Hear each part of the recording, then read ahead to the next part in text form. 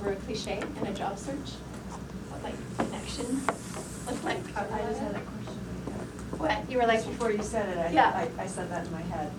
What would be an example of a connection as opposed to a cliche? Right. So I'm going to talk about this. yeah, so I would say, like, the difference is that when you're looking for a new job, or if you're starting to assert your brand, that you're talking about things that you share. Like when I first started launching was like I shared an article. So someone else had written something about a resume, and I was like, I like the third tip in here about like the resume, and then I shared it, and then I responded to, you know, the way Bobby was talking about how if someone comments, you're going to respond. So it would be having that commentary, right? Like that looks a lot better than like, blam, I'm this thing, right? Sharing as much as you can, right? So if sincerity is the new thing, sharing is great. I share 95% of what I know and what I coach on, I give away for free on LinkedIn. It has worked and paid me off amazingly, like incredibly, because I just go, blah, like here's what I think, here's how to do that, here's a resource and it's free. And when you do that, the people are, what are we trying to do when we share things? What do we want people to do? Reciprocity. What? You want reciprocity, essentially. You're putting something out there with the idea that you'll pay it forward, so to speak. Yeah, maybe, but what else? Provide Value. Provide value and get their attention, right? Because if everybody is posting things and you're holding back all of your information and somebody else is going, here's a really accessible way to learn that, and they play with it and it gives them some benefit in their life, then you've had them engage with your services and your voice, and they believe in you and they saw a result. Are they going to tell other people? Yeah. Right? If they get stuck or they need something else, who are they going to call? They're going to call you. Right? So it's sharing, because we're not in a competition about information anymore. There's so much we have information overload. We're in a time where we're competing for people's attention and trust. And if we can give, then we get their attention and their trust, and then they can come and be part of our community. And then if you have something, if they need you, then they'll buy. I give away 95% of my stuff. To work with me, it's about, right now, it's a 3-month-long waiting list. People are desperate for jobs, wanting a job, and I'm like, it'll take 3 months just to have a conversation with me about it. And people will wait if they're not desperate. If they're desperate, they're not my right people. Right? And that is, I'm giving away, and I'll go, but here's some worksheets and some things that you can do. And some of those people land, but then they go, I landed, I used your free stuff, I landed, but I told like 5 other people about you. Doing that, like, gets me to, like, I speak at conferences, I get to, I just make silly videos and posts and help people with their careers and make a living out of it. Got featured in a book that's coming out that's supposed to be like the new What Color's Your Parachute? I wrote the whole resume section. Like, there's like so cool things, and it was all just doing that. Was knowing what I was doing, like knowing what I'm really good at, being intentional about it, and sharing.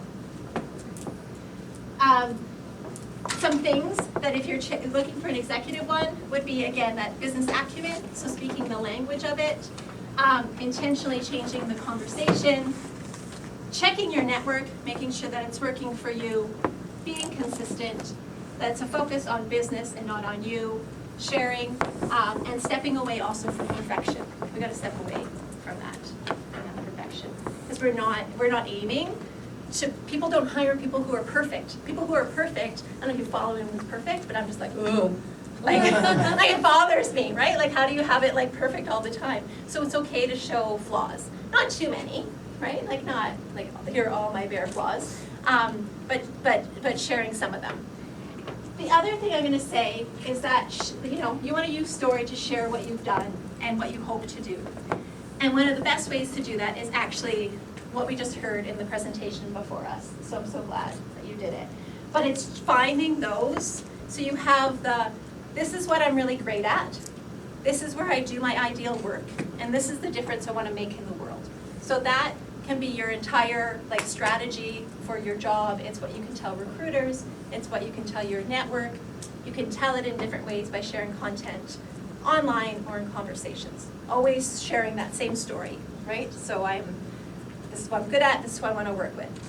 And then your strategy, the way you execute it, is you decide with your verb statements. So my 3 words that I am on LinkedIn are, I don't use the I am, I just go, I'm helpful. So my posts are gonna be helpful. I share resources, I give advice, I just share.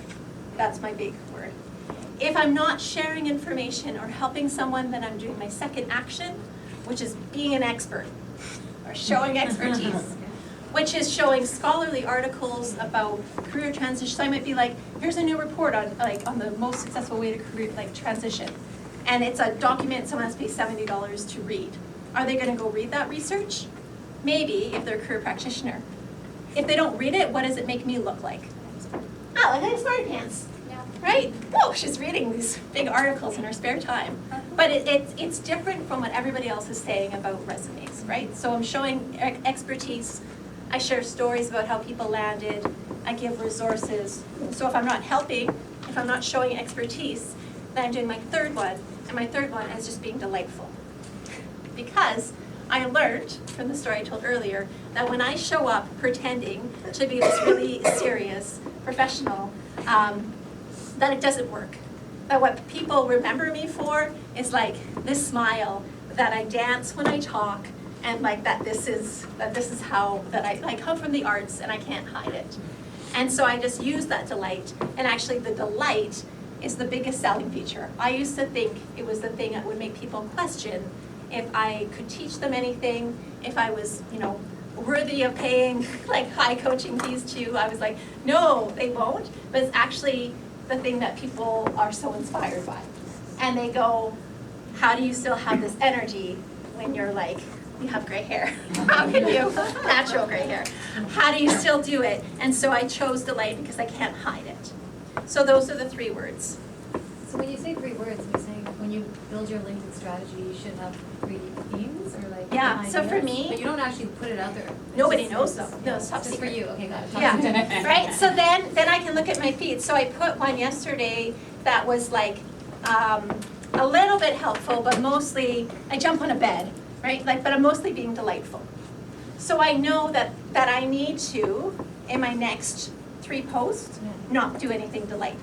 Got it. So there's gonna be no dancing, there's no jokes. Then I'll probably share like a resource, I'll tell a story, right? I'll do a helpful and I'll do an expert. Oh, so you actually think of these 3 things and you have a strategy of like, Mhm. do I'm you do it sharing like them. 3 times a week, or do you do it 4 times a week, or doesn't matter? Doesn't matter, as things come up. And this thing that you just mentioned about the story, Yeah. you mentioned, you had three things. You said what you've done, what you're good at, and what was those? Oh, what you hope to do, like what your big vision, what your legacy is. So when you're actually telling the story to a recruiter, should you go into the past of what you've done, or should you just go straight to what you're good at?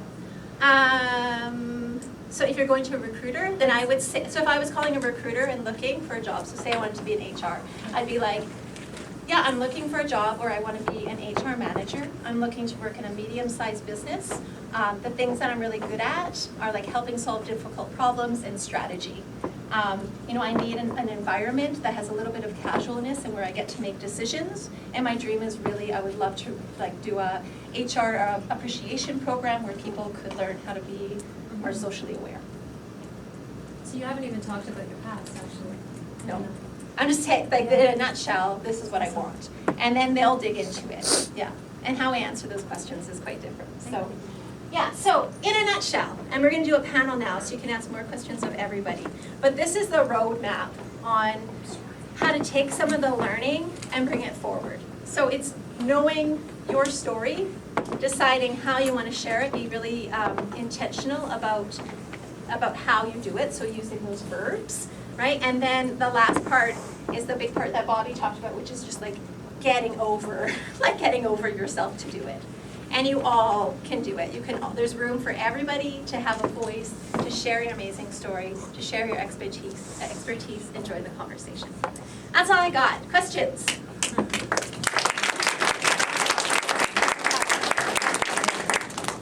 Any quick questions, and then we're gonna change the room for a panel. Yeah. I saw a post of yours, I don't know, like sometime between 1 month and 1 year ago. Okay. I'm not great at like comparing the time span things Yeah. happen, but you did this thing about your headshot. where you had a headshot that was not smiling, and then like the way that you showed up to people was reflected back to you. And you told some of that story today, but like your image. What was the response? What were the results from you when you made that change with your headshot to, here's what Kerri really looks like in person? I started to smile? Yeah. What happened for you when you showed up as yourself? So I think I was still just writing posts, so I still had smiley. I think I felt more comfortable in what I could share, because I wasn't trying to hide or be something else. So I felt like I could be more real, and that I could use sillier examples. So that if I was like, I'll often be like, if somebody's transitioning from being a master marshmallow maker to like astronaut footwear developer, like I put quirky things that changing the headshot changed that. And I also found that when people met me in person, they weren't surprised by my energy. Yeah, because they used to be surprised, or I felt like I had to downplay if I showed up. Yeah, that'd be LinkedIn video changed everything. Yeah, LinkedIn video, I started it, we got it. The first thing I did was 30 days of resume. So I answered a resume question every day for 30 days. It blew up, like where like, I'm in Winnipeg, like buying bottled water, which I'm embarrassed about, for my daughter, and someone's like, I saw your video! Like, that's the public pool, big star, right? But it put me on the map. That then the University of Winnipeg hired me to teach like a public relations course. Yeah, like that made things happen. And then I did 31 days of story, and I'll do series, but that just helped people know my voice. And for a while, every video I made was like usually between like 10 and 20 grand in revenue just by posting a video. Like in terms of like people would watch it, and then that's how many calls to want to work with me come in. And the videos could be like I just tell a resume story or a crying in the bed story, that they all work for my audience. I know. Yeah. Cool. Any other questions? Yeah. Well, I really liked your talk, so thank you. I kind of wanted to ask you a little bit about, I'm trying to think of like the right way to word it, but like in terms of, I'm relating to you a lot in terms of like, I like to think that like my brand personality is like being warm with people and very like open and friendly and a bit goofy at times, but then I also worry, especially as a young woman, that might hold me back in my career, like, more people won't take me seriously, especially as I want to move up. So I'm wondering kind of like if you have any tips in that, or like if you've encountered that in your work. If you can go gray early. It works. I think it's important that that you balance it, right? So if I do mine in like for my delight part, I wouldn't say that a third of my brand is delight. It's like maybe an eighth, because the other, if I'm too silly, then I'm going to lose people. So I think remembering that the other stuff just needs to be at a higher level, and being aware of the words that you use. Sometimes in young women, like what can happen is like the asking things in a way that where you appear like cute or youthful, really being aware of that. And if you think you are doing it, just even videotaping yourself and recording yourself and just being like, do I sound? If you show up and you believe, like Dr. Bryn said, was if you show up and you believe that you can help people, people will be attracted to it.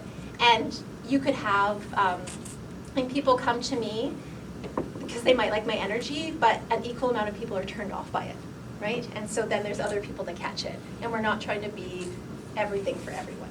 Yeah, if that's helpful. Okay, cool. So I think we're going to change the room, and we're going to turn into a panel, and I'll be around kind of after for more questions. Okay, thanks guys. All right, so, that's blinding. Okay, so thanks so much for that, Kerri. That was fantastic. First off, I want to say that a couple things. One is celebrated business reporter Michael Hainsworth is in the building, so give him a big hand. He's right there. Hello, Michael. That hand dance, the man over there. Second thing is one of the people from our event did a video on LinkedIn, first video ever. No, just today, right? 1,500 views, right? And she's like, Snippers. It was so thanks to you guys. Yeah. He helped Reshmi, and she did her first video. 1,500 views already. Like, that's crazy. So. Did you tag it? Yeah, she tagged it. She tagged you. Yeah, so I commented. Yeah, there you go. That's good. Yeah. So we're gonna, while we start the panel, quick 5-minute break, bathroom, get some popcorn, get some water, whatever, freshen up, and then we'll have it set up and come back.